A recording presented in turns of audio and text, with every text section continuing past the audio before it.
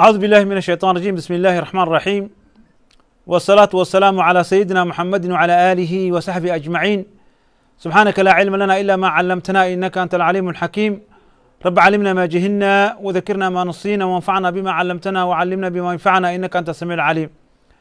الحمد لله إلهي مهدي سؤال مركل هداه ودك صلى الله عليه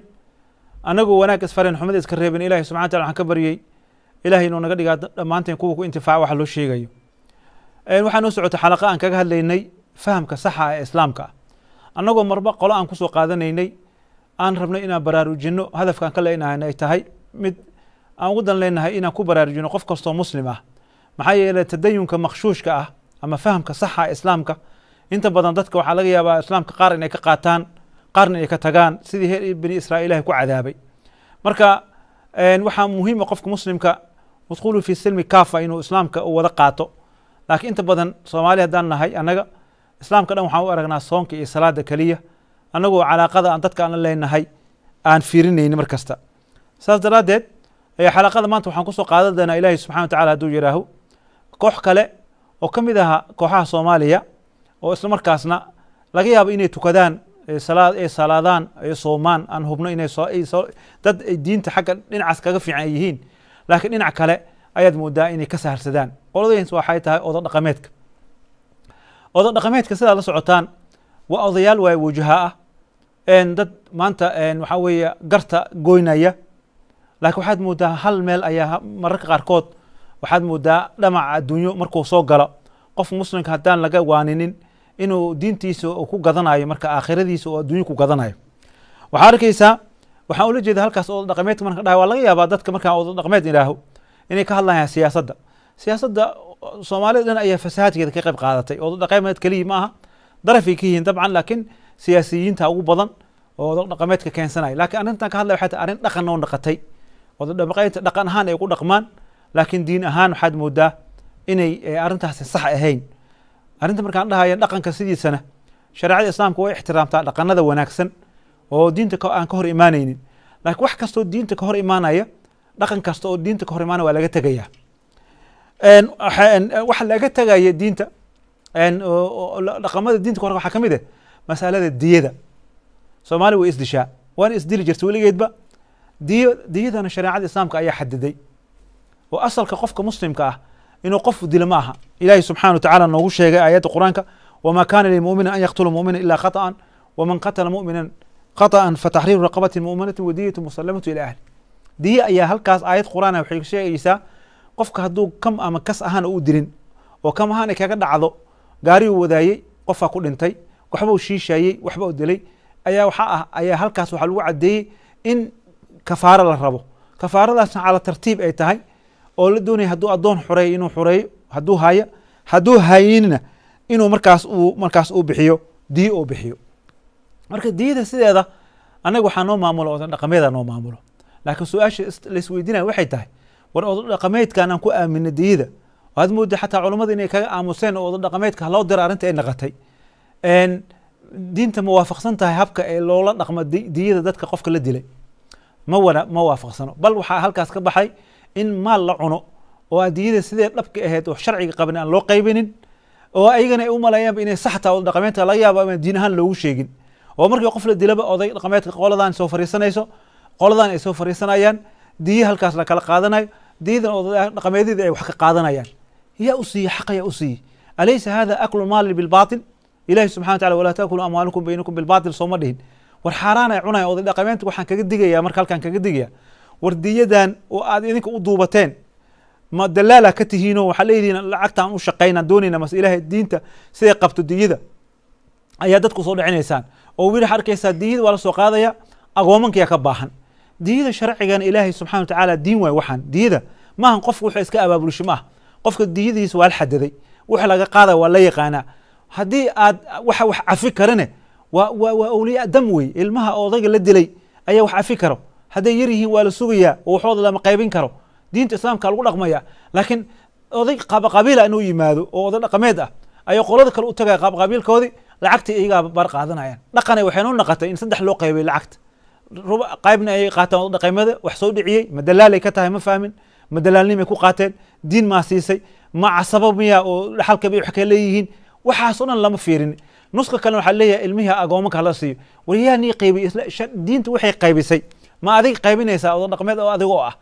haddaad ilaahay ka baqna odo dhaqameedow oo arrintan diinta aan loo celin oo soomaalida aan lagu baraarujinin wardiyada masaladeeda waa masale khatar ah waa masale ilaahay subhanahu wadiyatu musallamatu ila ahligeed ahliga askale walidaalika see loo qaybiyaa diinta qaybisay oo nabiga calayhi salaatu wasalaam wuxuu noo sheegayaa in diyada waxa way warasada askale dadka ilmaha dhaxalka iskale nin kastoo dhaxal laha qayb ka qaadanayo ilaa waxaa la leeyahay culimada qaarkood waxay isku khilaafsan yihiin ninka qaatilka oo qata ah waalidkiis dilay ninaa wuxuu masalan aabihiisu gaari ku waday aabihiis ayuu wax ku waday markaasuu aabihii shilka ku dhintay malaga qaadaa diyada waxaa la leeyahay hadduu sababta asagu ahaa oo gaarigu xoog u waday oo sabab asaga qusays ee tahay waa qaatil waa diyada xataa wax ma ka dhaxlayo ilaa maalig uu dhahayo jamhuurku waxay dhahayaan diyo dhan maalka aabaha dhan ma dhaxlayo maaligaa wuxuu yidhi waa dhaxlaya hadduu qata uu kaga dhacay maa maalik keliya qabo saasaa fuqahada ay uga hadlaysaan annagana waxaa dhaqan noo noqotay diyo ah qaladka kale la galayo waxay tahay oo annagana inaa iska baraarujina la doonayo ikhwaani culummada madaahibtoo dhan waxay isku waafaqsan tahay qatlulcamdi diyo ma laha qatlulcamdi diyo ma laha ninaad og tahay oo qaraabadaada ah oo dadka nin dilay xabad ku furay inaad tiraha diyaa ka bixinaya maaha anaa diyo laga bixiya culamadu waxay leeyahay haddii diyo laga bixin karaa yaa ka asaaska bixinayo hadduu guri leeyahay gurigiisa la gada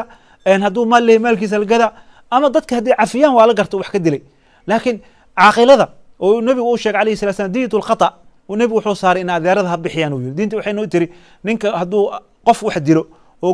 gaf oo asoo ula kacayn oo u dilo waxaa leeyahay in adeerada ha laga soo aruuriyo in adeerada ha laga soo aruuriyo maxaa dhacay in adeerada waxaa la rabaa in halkaas ay dilka ay saharsanin ay ogaadaan beri diin in la iska qaadayo oo iiga xataa la dareensiinayo oo iiga laga qaadayo ayaa ah oo walaalada laga qaada oo ilma adeerada laga qaada oo adeerada loo gudbiya marka dambe xataa asaas ay diinta ay qabtaa ninka markuu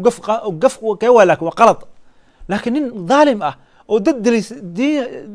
camdiga lama dhihin in adeerada diyaha ka bixiyaan annaga waxaan iskaga qalda nin tuug ah oo dadka soo dilay waxaa leeyahay in adeeriisa u duuban waxaa leeyahay ninka yaa la diline lacag ninkan lacag muu haastaa maya hala dilo